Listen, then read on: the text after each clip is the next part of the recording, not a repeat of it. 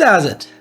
Do you know, I've been in the US, and when I was in their lovely country taking photographs, I had a chat with one of the members of the TP tribe, and he asked me quite an interesting question. He said, when everything can be photographed, how do we decide what to take a picture of? And I thought, well, that's very interesting, because I've been struggling with sort of a similar idea recently. As you may know, I take a lot of black and white, gritty, contrasty, urban landscapes, I suppose you could call them. And I thought I'd share with you today a little experiment that I tried when I was over in the US, in the hope that from seeing what I'm doing about how to decide what to photograph in a new way, by pushing my boundaries, as it were, that will give you some inspiration about how to apply this to your own images, how to get out there, to find things, to work on the process, because photography is a process. You don't just kind of like pick up a camera and create awesome pictures. And this is going to show us how.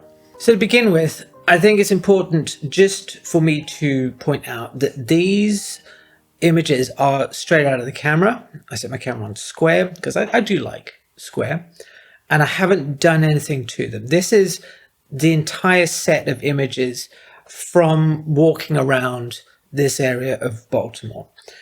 And to begin with, I just thought, well, I'll grab my camera and I'll go walk to the shops. So initially, I'm seeing these photographs and I'm going, okay, this all feels very sort of, I mean, this one here of the welcome tour check-in this way. This is just a snapshot. Yeah, there's nothing else going on here. This is a little bit more me with the angles and things of that nature. I'm also realized this is a new camera. It's actually just the point and shoot that I'm using to record this. And as I can see also, it does not like photographing into the sun and flare that's coming down through there. That's not very good. Anyway, be that as it may. I'm walking around and I'm just taking pictures. I haven't really got an idea of what to shoot at the moment. So I'm doing what you may be familiar with. I'm just photographing in the way that I normally do, but just as a new subject. And it obviously the two don't match up because it's very different to what I normally photograph. This is more like me. This is like, you can see the angles, and you know, it's just I could see my normal work in this. Look at that, right? This is black and white, but this is not helping to find new things to photograph. This image is the same. This is very typical in terms of my lines, my diagonals and things. And at this point, I'm just like, you know, I'm just photographing what I normally shoot. And I'm not happy with that. So I decided to go back to some of the advice that I've shared in the past, which is just simply photograph things that interest me, with a view to me then being able to review them later on and improve on them. And I did go for a walk again the next day, where you'll see the results of this initial walk. And as we flick through this, these are all, they're just very nothing. I'm just pointing the camera at things, seeing what sticks, seeing what interests me, and photographing specifically without intent. I think that's an important thing. You know, when that chap asked me in DC, I said, you just kind of wander and see where you know, the city takes you, but at the same time, not thinking, oh, this must be an amazing picture, I'm doing this for a certain project, just to test out ideas. And as I'm walking through this neighborhood, I can see there's shadows of my work in this. Like this, for example, you know, again, there's those lines. Look at that, just these very angular lines. And I'm trying to do something different, but it's not necessarily landing at the moment. I can see why, for a lot of people, when they say, you know, there's nothing in my neighborhood, or my area's boring, it's kind of rubbishy, because I have a feeling that what happens is that they do this exercise. They go for a walk, and they try and photograph things, and they come away going, none of this looks like the idea that I had in my head. This photograph of this barrier, I thought that was going to be so much better. I thought, oh, it's going to look awesome. It's like one of those pictures you see in an art book. But of course, the problem is it's not. And the whole point of this exercise is to look at these photographs, to go and say, okay, I have this picture. I thought it'd be better. It's actually a big pile of puppy poo. What do I need to fix this? Okay, so I've got the bench or the barrier there. This needs a shallower depth of field. So all of this in the background, that's all nice and blurry, and it brings out the bench. So there's a lesson in there. I've learned something. So the next time I see this, I might photograph it. There's a shallow depth of field. But something you may have noticed as we've been going through these images is that I purposefully decided to shoot on f8. So what I'm doing here is, you can see that the day is a blue sky day. The light is going to be the same more or less wherever I am. It's the middle of the day. Again, not a great time to take pictures. However, everything is very uniform. The only thing that's really changing is what I'm photographing. This is one step. This is the first step in the process.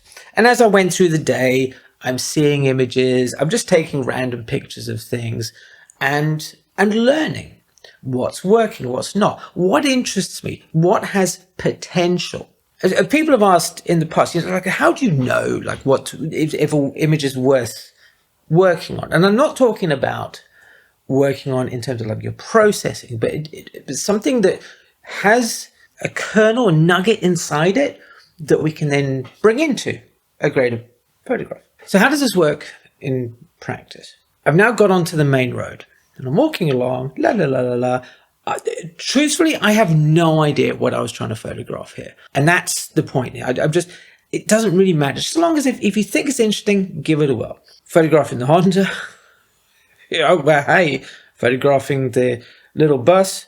Again, nothing else. But now in the corner over there, you see there's a mobile station. This photograph, I like it.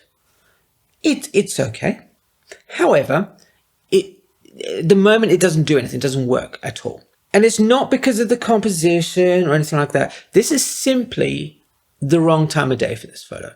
This image for me feels like it wants to have some twilight light action going on at the top there and all this light coming down here. So it stands out against the background and has a bit more of an interesting feel to it. That means that when I've been walking around, I've actually learned something. I've looked at a picture and go, okay, there's something in there. It's a lot of things are correct, but I can up it. I can take it to the next level. I can build it up.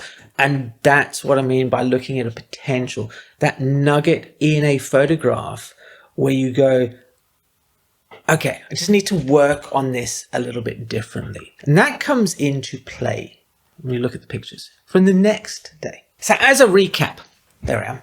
I'm trying to figure out what to photograph when everything can be photographed. Right, Jeffrey asked me that question. I think it's a very good question. And I think, I wander around, take some random pictures.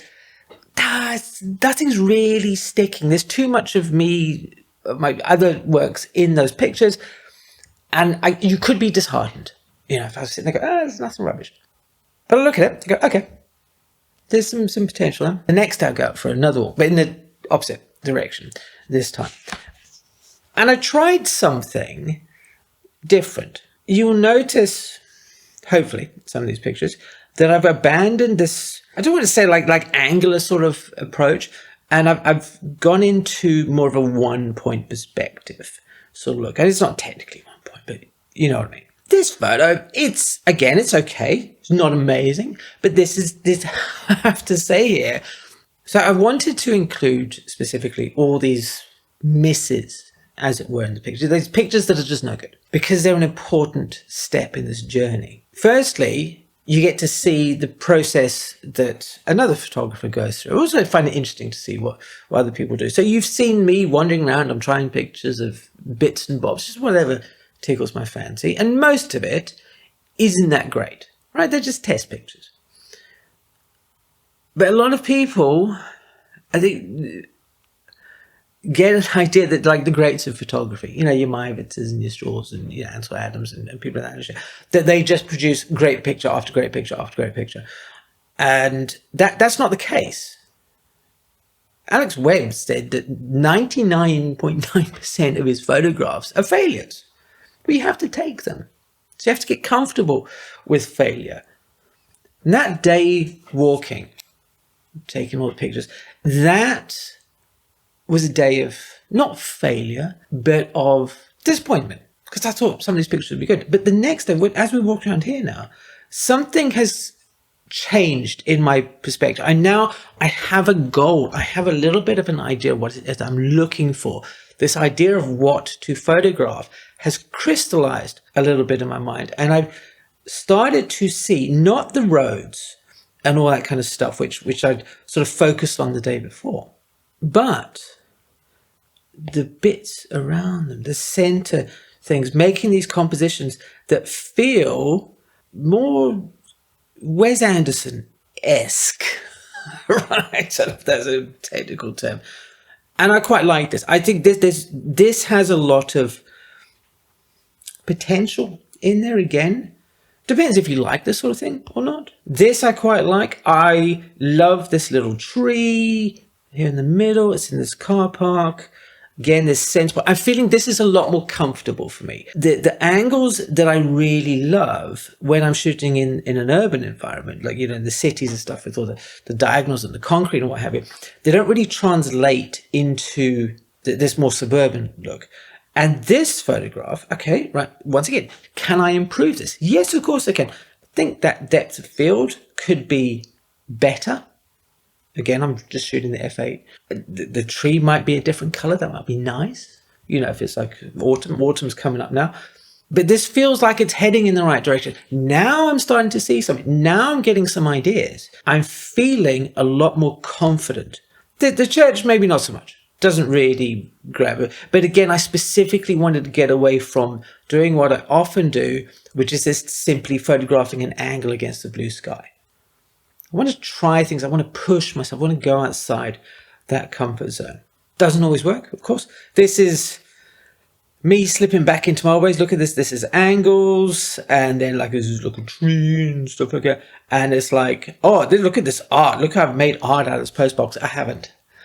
I've just photographed a few angles and had the post box of number 54. And this raises an interesting question, which I wonder what you feel about this. When I was showing these images to people in the TP tribe, because like every Wednesday we get together and we have a little chat and stuff. By the way, if you're interested, there was a link in the description box below. One of the guys said, you know, it's individually, a lot of these pictures, they don't really land, you know, they're kind of good. However, as a series, as like a photo walk around a suburb, they do feel like they start to hold together. And I definitely feel this on the second day. When I'm looking at these pictures, they feel more like I am starting to get connected with what I find interesting about this suburb. This particular suburb, it's reasonably okay. Yeah, everybody keeps their lawns nice and neat and all that kind of good stuff. And, you know, look at that, the roads are clear, there's no rubbish. But at the same time, individually, this picture doesn't tell you anything, but we start to build up a picture of the neighborhood. At the same time, I'm still being drawn all over the place. I'm being pulled in many different directions. And a lot of these photographs don't feel like they're like that's one of this church. This really doesn't do anything for me. It's okay. But it's the wrong angle, and it's just there's too much of nothingness. The idea was better than in my head. Same for that. Same for that. However, what I did find, and again coming back to this single point perspective thing, I quite like these things. So here's like, you know, a little pump for your tires, and I was like, yeah, okay, that looks good. It's an old phone. And I'm starting to get, oh, what should I photograph? So you can see what happens. You go out and take photographs. And initially, it's not working. And that's the thing where a lot of people stumble. Right? You might have experienced this. take some pictures, try something new, what to photograph. I don't really know, so I'm going to photograph everything. Everything looks like a hot mess. And it's easy, like, I'll give up. I'll go back to the thing I normally photograph. But stick with it, persevere. Have a look at the pictures. You don't have to analyze them in depth. Just, what do you think kind of worked? What didn't work? Then go out the next day, go a couple of days later. Not necessarily to the same place, but in the same sort of style. And see what has improved in your images. So on and so forth. I'm really pleased with that process that I made. And if you'd like to, have a chat with us every Wednesday and what have you, the TPE Tribe is a welcoming place. I would love to invite you to come see. There is a link, as I said, in the description box below. Thank you ever so much for being here. It's been awesome to see you again. And I'll see you next time. Right. Cheers.